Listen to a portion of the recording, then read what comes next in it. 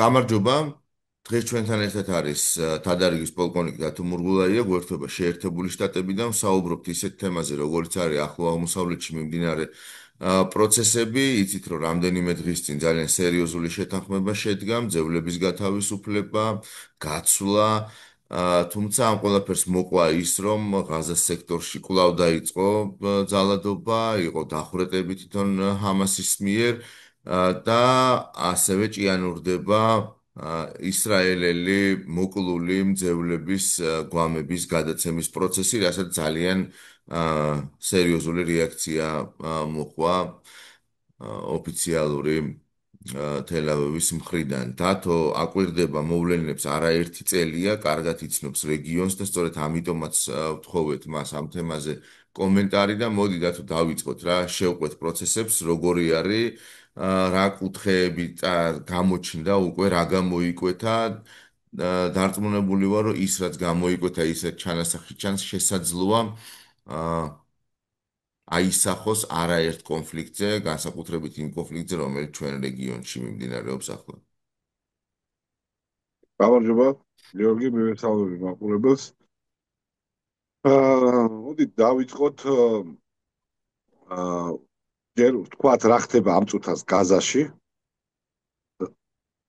და ამ სექტორში მთლიანად და მე გავშალოთ რა განვითარება შეიძლება მოყვეს ამას.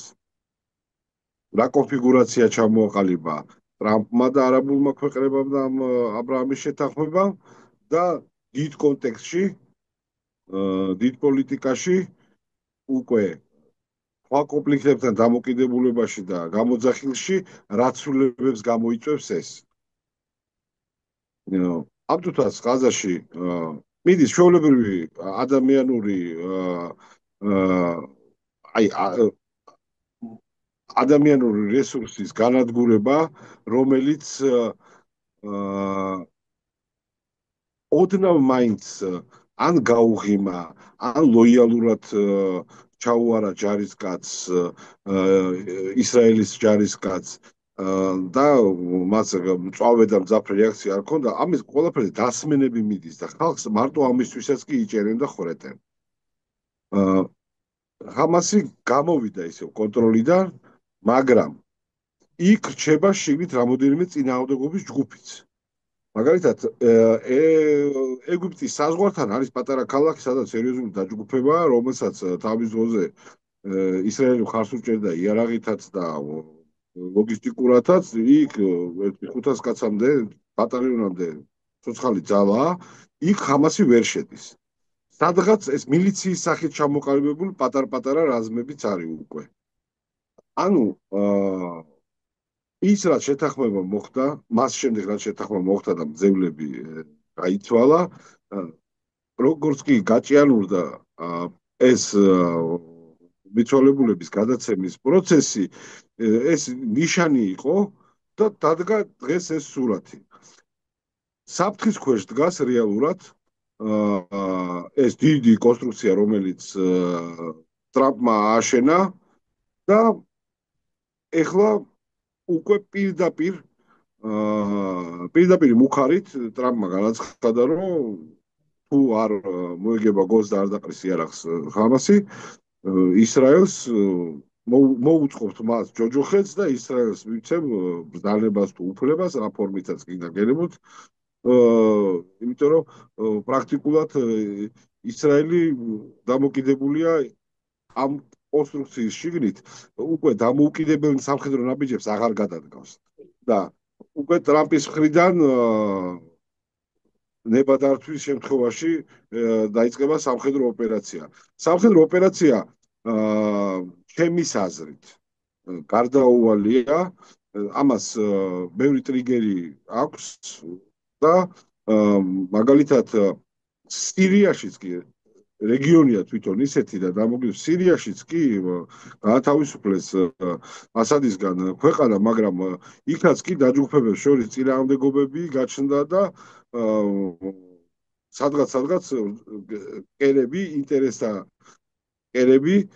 ინტერესთა ჯგუფების ბრძოლის კერები ჯერ კიდე ცხელია. აქ მოთამაშეებზია საუბარი. იქ დომინირებს თურქული ინტერესების გატარება, იქ დომინირებს ებრაული ინტერესების გატარება, ხო? იქ წინააღმდეგობაში მოდიან ერთმანეთთან. დღეს ამ წუთას როცა რეგიონს გარშემო დავიწყე ამ მიმდინარე მოვლენების ღია წყაროებში კვლევით და ჩატარება მაგალითად თურქეთს ჯერ არ გამოუცხადებია, არ უთქვამს დიპლომატიურ კონტექსტში რას აპირებს და როგორ აპირებს გარდა პათეტიკური მოწოდებებისა პრეზიდენტ ერდოღანის მხრიდან, მაგრამ თურქულ წამყვან ტელეეთერებში, ტოკ-შოუებში იწვევენ ყოფილ სამხედრო მოსამსახურეებს, სამხედრო ექსპერტებს, რომლებიც ლაპარაკობენ იმ მოდელზე, რომ ჩატარებული იქნას ერთობლივი სამშვიდობო ოპერაცია, აი ესეთი მაგალითად, როგორიც კოსოვოში პასუხისმგებლობის ზონების გადანაწილებით და ასე შემდეგ. და თუ კი საომარი მოქმედებების განახლების აუცილებლობა გახდება, ამ ყველაფრის გათვალისწინება მოუწევს ამ პროექტის ავტორს ტრამპს, იმიტომ რომ იქ არიან ქვეყნები, რომელსაც თავისი ინტერესი აქვთ და ამიტომ იქ მე ვფიქრობ მარტო ისრაელი აღარ ჩაატარებს სამხედრო ოპერაციას დიდს მეორე ფაზას, ანუ იქ რაღაც კოალიციური ელემენტები გაჩნდება ამისი რა და ამაზე კიდე ამის თქმის უფლებას კიდევ მაძლევს ის, რაც ბრიუსელში ამერიკის ომის მინისტრმა განცხადება გააკეთა და ეს მოდელი დასვა რუსეთთან მიმართებაში შეზღუდული დროის დიპლომატია თუ არადა შეტევითი იარაღის მიწოდება უკრაინისათვის. ეს უკვე მეტყველებს იმაზე, რომ იძულებითი დიპლომატიის ფორმატში რუსეთთან საუბარი რათა აქვს ეს სტრატეგიული ხაზი გავლებულია, მაგრამ ამავდროულად დღესვე მოხდა დაკავშირება პუტინის მხრიდან სავარაუდოდ ტრამპთან, შედგა საუბარი, გამოიყო კომისია და ომის შემდეგ სიტუაციის დალაგებაზე და ურთიერთობის ფორმებზე და იმ ჩარჩოებზე, რითიც კომუნიკაცია იქნება სახელმწიფოებს შორის ამერიკასა და რუსეთს შორის, მარკო რუბიო დაინიშნა ამ ჯგუფის ხელმძღვანელად. მაგრამ ჯერ არავინ არაფერი არ იცის რა ხდება, უბრალოდ მარკო რუბიოს ჯგუფი იმუშავებს ამ საკითხებზე და ტრამპთან შეხვედრა ჩაინიშნება ბუხარესტში. ტრამპისა და პუტინის შეხვედრა. მაგრამ ბუდაპეშტში. ბუდაპეშტში. მაგრამ აქ ერთი დეტალი არის, რომ პუტინმა დაასწრო სატელეფონო ზარი, ანუ დღეს ხვდება ზელენსკი, დღეს ჩადის ზელენსკი ვაშინგტონში, დღეს უნდა იყოს შეხვედრა, ზელენსკის დაასწრო პუტინმა ამ თავის სატელეფონო ზარით, რომელიც თითქმის 2 საათი გაგრძელდა, ხო? და ანუ უამრავ თემაზე იყო საუბარი და ის რაც მედიამ გავიგეთ და საჯარო ინფორმაციად გამოვიდა, არის მხოლოდ რაღაცა წვეთი ოკეანეში, ხო? ანუ ძალიან ხო და აი მე ახლა შევეცდები მთლიან კონტექსტში ავხსნა ეს ყველაფერი. ამავდროულად პარალელურ რეჟიმში ამერიკის ფინანსთა მინისტრი მხრიდან წარდგენილი იქნა პროექტი საერთო სტრატეგიასთან დაკავშირებით და ამერიკა აპირებს სთავაზობს ცივილიზებულ სამყაროს და მათ ვინც შემსრულებლები იქნებიან კოალიციაში მასთან ამ კოალიციაში შესვლის უკვე კოალიციის ფორმა მიიღო ამათ ესენი აპირებენ ესეთი რამის გაკეთებას რომ ჩინეთის სვლა რაც გააკეთა ჩინეთმა ერთი კვირის წინ ის მძიმე და ბატარეებში და იმებში, რა ქვია, მაღალი ხარისხის ტექნოლოგიებში გამოსაყენებელი მინერალების თაობაზე, რომ ის დაემუქრა ამერიკას, რომ შეგიწყვიტავ მაღალ ტარიფებს დაგისვა, პრინციპში ჩინეთი აკონტროლებს 90%. ეს როგორ დაუშვა ცივილიზებულმა სამყარომ მე არ ვიცი. ეს საოცარი აღმოჩენა იყო ჩემთვის პირველად რომ მოვისმინე მე 1000 წყაროში. და აღმოჩნდა, რომ 90%-ზე მეტს აკონტროლებს ჩინეთი მოპოვებას მთელს პლანეტაზე. თავის აფრიკის კონტინენტიდან და ასე შემდეგ. ყველა დიდი მოხმარებელი ამერიკა. ეს რას ნიშნავს? ეს ისეთ საფრთხე, რომ დატა ცენტრები, ხელოვნური ინტელექტის განვითარება, ავიაცია, ზუსტი მოწყობილობები, ნავიგაცია, ეს ყველაფერი საფრთხის ქვეშ დგება. ამის საპირწონეთ ამერიკის ფინანსთა მინისტრმა დადო ესეთი პროექტი, რომ ამერიკის ეგიდის, ამერიკის მხარდამხარ, ამერიკის ქვეშ, ანუ როგორც გენებოთ ისე ვთქვათ, ჩინეთის წინააღმდეგ სატარიფო პოლიტიკის გაძლიერების ხარჯზე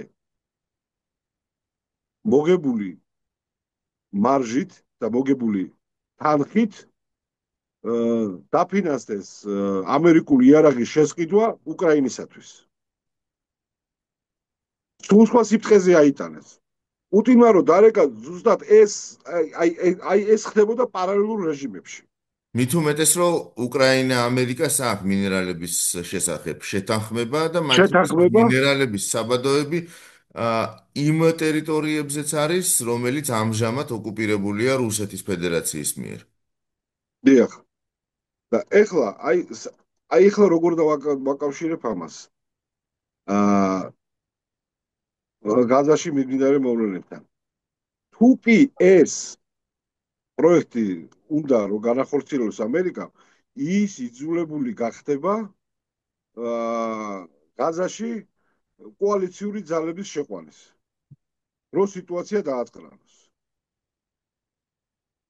გესმით, იქ სახმელეთო ოპერაციის ნაწილში ისრაელის ჩაერთვება, რა თქმა უნდა, იმიტომ რომ იქ რეკოგნოსცირება კი არა, მთელი ისე ყოველი კუთხე კუნძული აქვს უკვე შესწავლილი და დატანილი აქვს საბრძოლო რუკებზე, სახმელეთოში არავინ არ ჩაერება, მართალია, მაგრამ როგორც კი დაიწყება, სავარაუდოდ კოალიციური ძალების მხარდაჭერა იქნება საავიაციო და ის მოთხოვს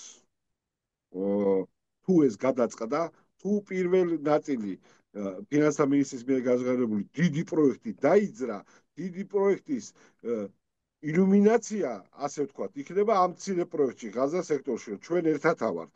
იმიტომ რომ აქამდე ამერიკა ამობდა მარტო ვარ და მივხედო ჩემს ეკონომიკას, ყველა თავისთვის იყოს და ასე შემდეგ, მაგრამ დღეს დიდი პროექტი წარდგა ფინანსთა მინისტრი, რომელსაც წინ უძღოდა ბრუსელში ომის მინისტრის განცხადებები.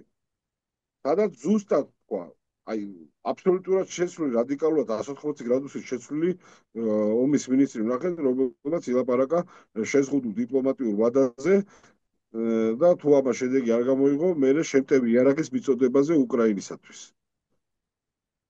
და აი ამ პროცესს თან თურქეთში უკვე საზოგადოებას აყალიბებენ. იმასთან დაკავშირებით, რომ იქ კი იქნება შესვლა, მაგრამ ჩვენც იქ შევალთ. და ამას ექსპერტები ამტკიცებენ და საზოგადოებრივი აზრი თურქული ამისთვის მზადდება.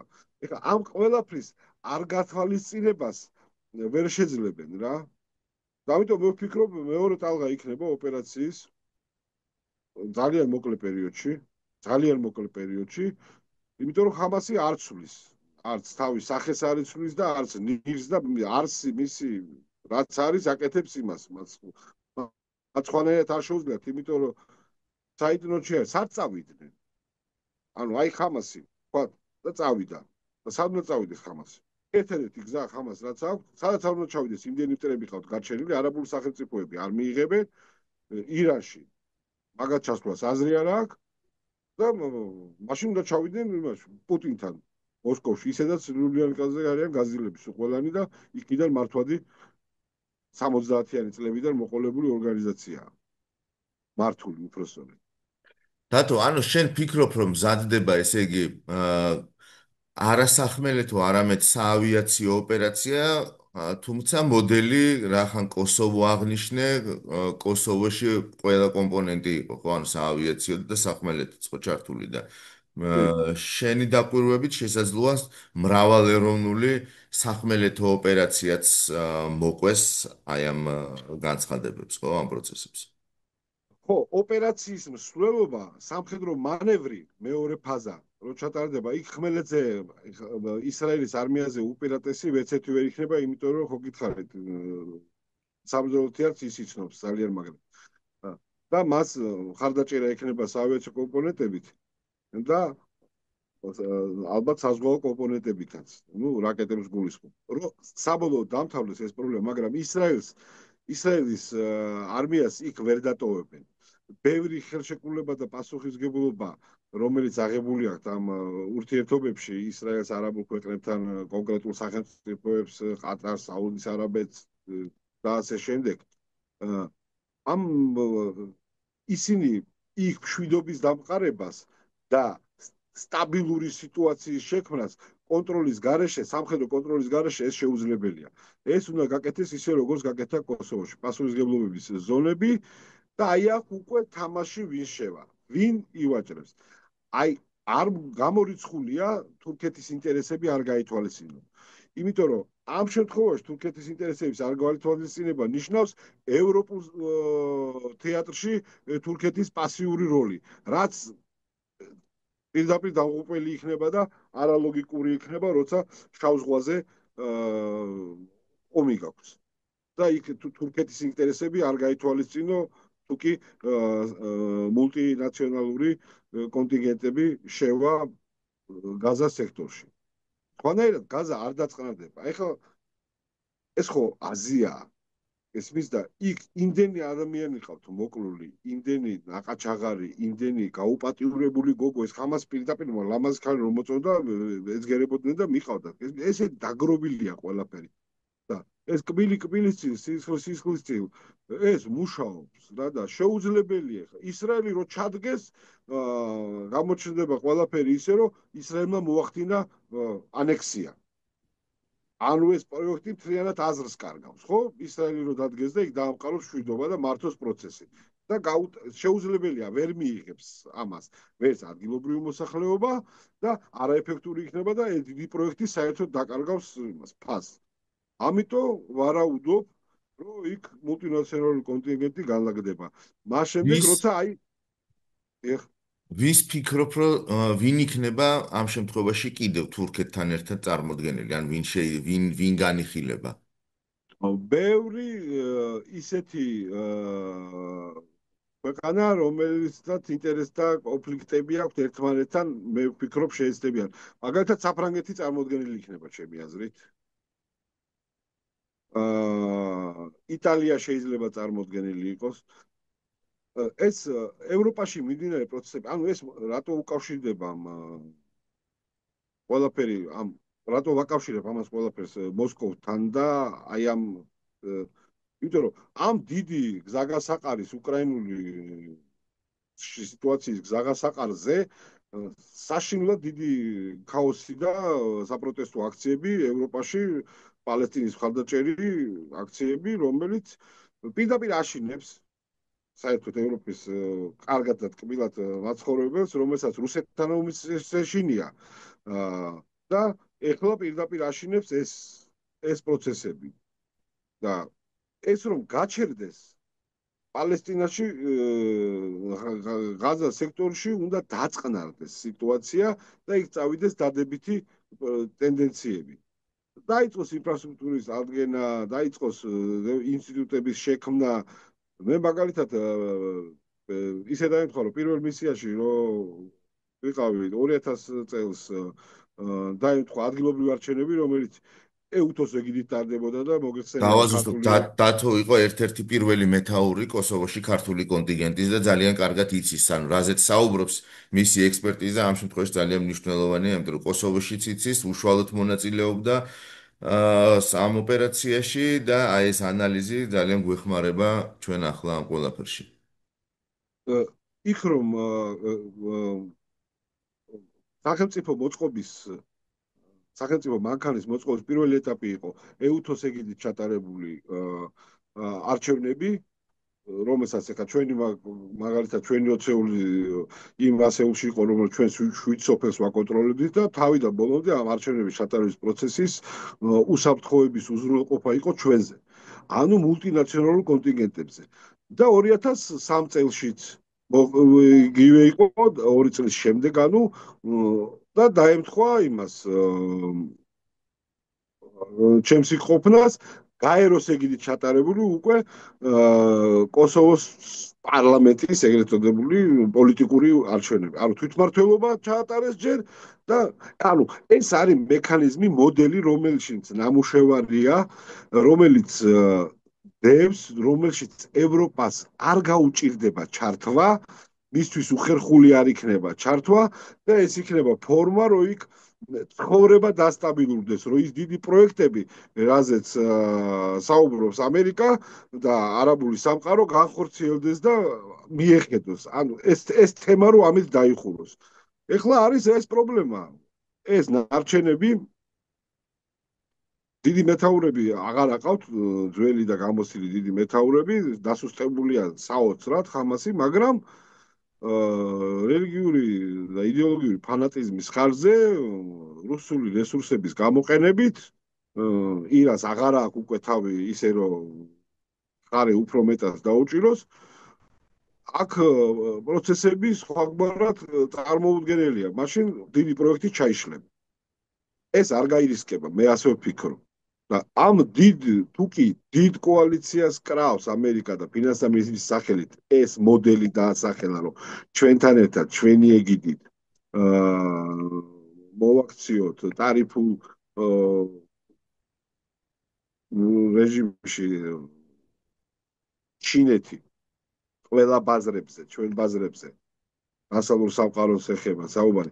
ჯერ არ არის ნათქვამი დასავლურ სამყარო და სახელმწიფოებს ამაზე შეფასებული არ არის და დიპლომატიური პასუხები და დათვლები და გათვლები ჯერ არავის არ ჩაუტარებს, ეს სულ ახალი ამბავია. მაგრამ რახან ამერიკა კოალიციას ქმნის, აბსოლუტურად შეიცვალა სტრატეგია. ამბობდა მარტო ცალკე, ეხლა ამბობს კოალიცია, ჩვენ ეს უნდა გავაკეთოთ. და ამის მოდელი დიდი თამაშის მოდელი, რომ ჩინეთის დასუსტდეს და ჩინეთიდან ტარიფებით ამოღებული თანხით უკრაინა გაზრიელდეს, შესაბამისად ჩინეთი შეასუსტოს რუსეთის მხარდაჭერა. ანუ აი ესეთი ციკლია. წარმოიდგინეთ, ამის პატარა მინი მოდელი იქნება ის კოსოვოს მოდელი მულტინაციონალური მართვისა და სექტორის აღდგენის, რაშიც უკვე გამოცდილება აქვს მიღებული. იქ გერმანული სექტორი, იტალიური სექტორი, თურქული სექტორი, მთელი ევროპა იყო ჩართული და მათ ეს გამოცდილება აქვს. რატო ჩვენ ძალიან ცოტა დრო გვჭება და კიდე რომ ვთქვათ რამდენიმე ასე ვთქვათ სიტყვა შენი ვარაუდით, შენი აზრით მიგრანტების დიდი ნაკადი, რომელიც შევიდა ევროპაში ახლო აღმოსავლეთიდან, რომელიც ახლა ქმნის გარკვეული დესტაბილიზაციის ტალღებს, არის რუსეთის ინტერესში და ის რაც ხდება ამჟამად ახლო აღმოსავლეთში ასევე რუსეთის ინტერესია, რომ რაღაცა დასავლური ძალების გაყოფა მოხდეს და ყურადღების გადატანა იმისთვის, რომ თვითონ მიზანს მიაღწიოს უკრაინაში, თუმცა ეს ყველაფერი ერთი სცენარია იმისთვის, რომ საერთო ჯამში, ანუ დასავლეთის წინააღმდეგ პოზიციები აღმოსავლეთმა, ანუ რუსეთ-ჩინეთის კოალიციამ გაიმაგროს, ხო? და ამ შემთხვევაში დასავლეთის შეერთებული შტატების და რამდენიმე ევროპული მსხვილი ქვეყნის ინტერესი იქნება ის, რომ რეალურად დაასტაბილუროს სიტუაცია ახლო აღმოსავლეთში ჯერ, ამით მოაგვაროს მიგრანტების საკითხი თავიანთ ქვეყნებში და წინ აღუდგეს რუსეთის, ასე ვთქვათ, ექსპანსიას უკრაინაში. ასეა ეს სურათი? დიახ, ზუსტად ეგრეა და აბსოლუტურად შეიცვალა სტრატეგია და დიდ თამაში პარტნიორები რო წამოყვნენ დიდ ველზე, რო პარტნიორები წამოყვნენ პატარა ველზე, უნდა დაუმტკიცო, რომ ერთი გუნდი ხართ, ინტერესები ერთი გაქვთ და მიზანს უნდა მივახციოთ და ეს ადგილი არის დღეს ღაზა. როგორც კი ღაზაში დაალაგდება სიტუაცია და მულტინაციონალური კონტინგენტები დაიწყებენ სიტუაციის კონტროლს და აღდგენას თვითმმართველობებისა და ასე შემდეგ დონეებზე. ეს იმას აჩვენებს, რომ დასავლეთი ისევ შეკრულია, ერთობლივ პროექტებს აკეთებენ და მასშტაბით გაზა პატარაა, მაგრამ პრინციპებია თავარი. თუ აქ დაждდნენ ამ ჩარჩოში და მე ის დიდი პროექტი, რომელიც განაცხადა ამერიკის ფინანსთა მინისტრმა, მე ისიც უკვე განხორციელებადი ხდება. ერთი კითხვაც პრაქტიკულად ბოლო კითხვა არის, იმიტომ რომ ძალიან ცოტა დრო დაგვჭა. აა, თავად თურქეთის ინტერესი რაში მდგომარეობს ამ შემთხვევაში? თურქეთის რამოდენიმე ინტერესი აქვს. პირველ რიგში ის, რომ მუსულმანური ქვეყნების ფლაგმანია და ყველაზე ძლიერი და ყველაზე წარმატებული ქვეყანაა. მას შემდეგ, რაც ირანი დაიბომბა და სამხედრო ოპერაცია ამერიკულმა და ევროპულმა შერეულმა ძალებმა ჩაატარეს, ირანზე საუბარი აღარ არის. ერთადერთი ისლამური სამყაროს ლიდერად და პატრონად და დამცველად პოზიციონირებს ერდოღანი. ეს ერთი ინტერესი. მეორე ინტერესი თუ კი ამ მულტინაციონალურ ოპერაციებში მონაწილეობას მიიღებს და რომელიმე სექტორს თურქეთი ჩაიბარებს, ეს გააძლიერებს თურქეთის პოზიციებს სირიაში. ეს მოდელირება იქნება იმისი, რომ დიდ თამაში ჩართული ვარ აბრაამის პროექტში მონაწილეობ და ის თურქმენული მოსახლეობა, ანუ თურქული მოსახლეობა, რაც არის გენეტიკურად თურქმენული სირიაში, იქ მათი პოზიციები უფრო გაძლიერდება ახლად შექმნილ სირიის ახალ სახელმწიფოში. და რატო ძალიან ხო? მესამე, დიახ, დიახ. და მესამე, ეს მაგალითი იქნება შუა აზიის ქვეყნებისთვის. ეხლა ის რომ მარტო რაც გაკეთდა აზერბაიჯანთან ერთად და ლამის ერთი არმია არიან უკვე და ყველაფერს ერთად აკეთებენ, ეს გასაგრძელებელი აქვს ერდოღანს და პირველი ნაბიჯი ამისკენ გადადგა. მაგალითად, გასულ კვირას მან უფლება მიცა ყველა თურქული წარმოშობის რესპუბლიკებიდან, ყოფილი საბჭოთა კავშირიდან სამოქალაქო პირებს, როგორც ხაზგასმით არის აქ სამოქალაქო პირებს, რომლებიც პოლიციაში და ჯარში არ მუშაობდნენ, სამოქალაქო პირებს შეუძლიათ ჩვეულებრივად ჩავიდნენ, მუშაობის უფლება აიღონ, სერტიფიკატი ევალუაცია მოახდინონ მათი დიპლომების და იმოღვაწეონ თურქეთში. დებით რამხელა ინტეგრაციაზე აქვს კი, ხო. ინერციას ნელ-ნელა კრეფს და კრეფს. ეს უშუალებელი ინტეგრაციის მომენტია. როცა ჩრდილოეთიდან თურქული რესპუბლიკებიდან რამხელა მხარდაჭერა გაქვს, სამხრეთშიც ადვილად თამაშობ. იმიტომ რომ თურქული რესპუბლიკების ეს კავშირი და ეკონომიკური კავშირი და ეს სივრცე პირდაპირ ესაზღვრება ჩინეთს. ანუ პირდაპირ შეხებაში მოდის ერდოღანი ამით ჩინეთთან და იმ დიდ თამაშშიც, რასაც ამერიკა სთავაზობს ახალ თამაშს, ცივილიზებულ სამყაროს, თურქეთმა თავისი როლი უნდა ითამაშოს. დათო, ძალიან დიდი მადლობა. ეს განსაკუთრებით ბოლო აქცენტი იყო ძალიან მნიშვნელოვანი. დიდი მადლობა შენი დროისთვის, ჩვენ აუცილებლად დაგიბრუნდებით.